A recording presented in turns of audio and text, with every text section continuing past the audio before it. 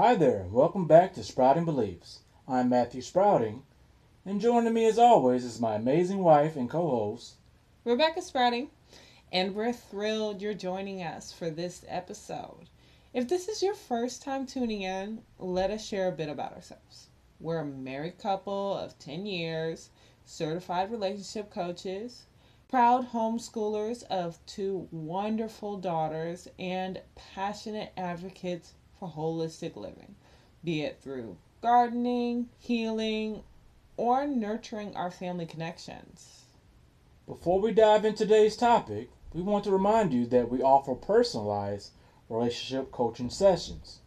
Whether you're navigating challenges or seeking to deepen your connection, we're here to help, especially to those newlyweds or people who are aspiring to get married. Check out our online store for bookings and our holistic drinks, Nectar and Caliente, designed to nourish both body and your total well being at sproutingbelief.com. To start, let's tackle the critical question we get asked more often than not: why homeschooling? The answer is simple. We wanted to take control of our children's young lives in an age where heartbreaking stories flood our news feeds about children facing neglect or abuse in daycares and schools. We felt compelled to create a nurturing environment at home where our girls would not only be educated but cherished and valued. It was more than just a reaction, it became a bold choice, rooted in our values. We recognized that the traditional school system wasn't always in alignment with our holistic approach to parenting. We envisioned raising our daughters in a way that honored their natural development, emotionally, socially, and of course, intellectually. And this decision was something we envisioned from the very beginning of our parenting journey. Long before our first daughter was born, when she was born, I took 3 years off from work so that I could be fully present during those critical early years, watching both of our children learn and grow in ways that truly honored their beings. And when our financial situation shifted, we made the conscious choice for my wife Rebecca to work from home, not just for practical financial reasons, but to ensure our children were safe and had their holistic needs met at all times. It's a choice that has allowed us to marry our values with our daily actions. Ultimately, we wanted to create a nurturing environment where they could explore life and learning in ways that work for them, where education could be integrated into real life, fostering curiosity, resilience, and emotional intelligence. So let's talk about the garden of childhood. We often like raising our children to tending to a garden. You can't force a seed to grow, of course. Instead, you cultivate the soil, ensuring the conditions are just right for growth, and pray for the rest. And this analogy resonates even more deeply now, especially in light of our youngest daughter as she navigates a world that can sometimes feel overwhelming. We recognize that she needs more than just academic education. She requires an environment that nurtures her emotional landscape. In moving to virtual public schooling for our oldest daughter, we see how this garden analogy holds true.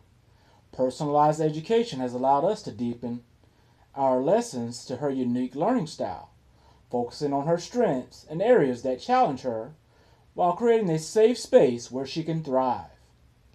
At home, we prioritize not just traditional academic subjects, but also essential life skills: how to handle conflict with compassion, how to cook and garden, how to express emotions clearly, and how to use herbs to heal, and how to show empathy to others. Skills they'll use throughout their lives. We also model these values. When we stumble, and trust me, we do, we apologize and work through it together as a family. We want our daughters to understand that growth is not linear. It's a journey filled with ups and downs, lessons, and of course, insights. The benefits of virtual public schooling. As we navigate through this new experience, let's explore the benefits that virtual public schooling brings to our family, especially since our oldest is the only one currently enrolled. This year, we decided to give her the structure that comes with virtual public school. It's not just about following a curriculum, it's about preparing her for the state mandated standardized tests that are an important part of her educational journey. Finding resources related to these requirements on platforms like hslda.org has helped us understand this landscape much better. By enrolling her in virtual public school, we ensure she has access to structured framework that supports her academic growth. It's a departure from the unstructured approach we've taken at home, but we see it as an essential stepping stone to prepare her for future challenges. Also, the beauty of virtual homeschooling is its flexibility. She still has room for the creativity and exploration that we truly value in our homeschooling philosophy. This balance allows her to thrive while also meeting the academic standards set forth by our state. And you know what's fascinating in this hybrid approach as we're taking between homeschool principles and virtual public schooling? It gives our child the best of both worlds.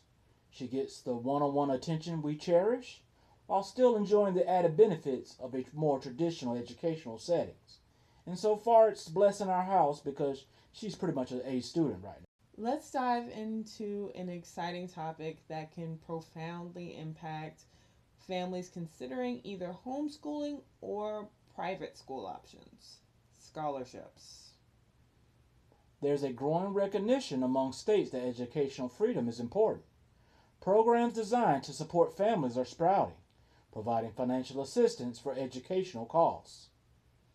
For instance, Utah's Fits All Handbook offers families flexible funding options to creatively tailor their child's education. This sort of support is groundbreaking. Breaking. This sort of support is groundbreaking. Similarly, in Louisiana, the Gator program assists families who opt for alternative educational environments, making it easier for them to thrive outside of conventional settings. Let's not overlook Texas, of course, our home state. With this Education Freedom Accounts program, families can take charge of their educational funds, deciding how to best allocate them for their children's learning needs. And in Wyoming, the Education Savings Account program makes a real difference, allowing parents to use state funding for approved educational expenses, giving them the flexibility they need. And let's not forget about Iowa. It has its own initiative, the Students First program, designed to offer educational savings accounts to families, empowering them to make informed decisions about their child's education. And Nebraska has introduced the Education Scholarship Program, which is also aimed at supporting families who are navigating these important educational choices. The Georgia Promise Scholarship Program takes it a step further by not just providing funding, but also enriching educational experiences for those who choose homeschooling or private schooling. This is the one we have done the most research on. It not only pays tuition for select private schools, but also provides a wealth of educational tools for homeschoolers. Yes, we use it for our youngest child since it is only available to children that are starting kindergarten or have been in public school for 2 semesters in the previous year. And it is beyond great. I've gotten curriculums, laptops, tablets, speech therapy, and so much more valuable content and information. These scholarships not only alleviate some of the financial burdens, but empower families to choose the best educational pathways for their children, aligning learning with their unique values and needs. Coaching in the living room. Being relationship coaches, we approach parenting with an empathetic lens that enriches our children's experience. It's about reflection, not just reaction. We employ techniques like active listening and emotional validation, creating a space where our daughters feel heard and understood. This kind of emotional engagement fosters their ability to express feelings openly. We actively remind ourselves that our children are not projects to be perfected. They are independent beings full of potential and growth. And we're not aiming for perfection. Instead, we focus on raising resilient, compassionate human beings. This means showing up for them, being present, and modeling the kind of relationships we hope they'll forge with others. Holistic living with the littles. Our holistic lifestyle is woven into the very fabric of our family life. From herbal teas we brew together to nature walks that inspire us. Engaging our girls in these practices teaches them to respect and nurture their bodies in the natural world.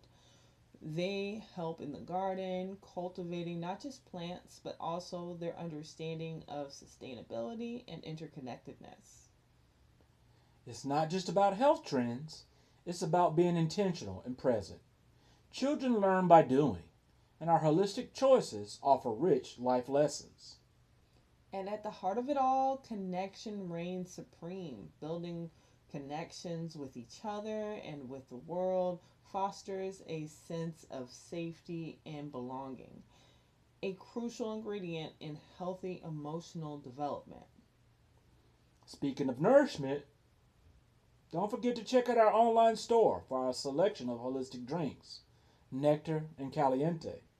These are crafted to support vitality and balance in our daily lives. Make them perfect, making them perfect for your family gatherings or moments of self-care at sproutingbelief.com. So, whether you're a parent, teacher, auntie, or someone who simply cares about the next generation, we hope this episode has reminded you raising wholehearted children begins with being wholehearted ourselves. Thank you for joining us on Sprouting Beliefs. We hope you carry some of these ideas with you into your own life. Next time, we're diving into a topic that's incredibly close to our hearts: set apart space, creating a home that heals. In that episode, we'll explore how the environment of your home can serve as a mirror to your core values, like peace, learning, and love. We believe that the spaces we inhabit significantly influence our well being and daily interactions. It's not just about aesthetics, it's about creating an intentional atmosphere that supports our family's emotional and mental health. We'll discuss practical ways to design spaces that nurture creativity and connection, from decluttering routines to the importance of natural light, colors, and textures. Each element contributes to creating a sanctuary where our children and we can thrive. We'll also touch upon the impact of daily routines and how they can transform an ordinary house into a healing home. Routines are grounding, and when infused with intentionality, they can cultivate a deeper sense of peace and security. Additionally, we'll chat about energy, how to harness positive energy in our spaces through mindfulness, prayer, and by surrounding ourselves with objects and people that bring joy. In a world that often can feel overwhelming, creating a healing space at home can be the beacon of light that helps our family navigate challenges more gracefully. We're excited to have you with us as we explore these themes. We invite you to think about how your own home reflects your values and what small changes you might make to enhance your family's well-being. Well, until next time, keep growing, nurturing, and believing in the incredible journey of parenthood. We're rooting for you as you craft a home that truly resonates with your family's spirit. Thanks for joining us. Don't forget to nurture your roots and grow your beliefs. Don't sproutingbelief.com. .com. Like, share, and subscribe.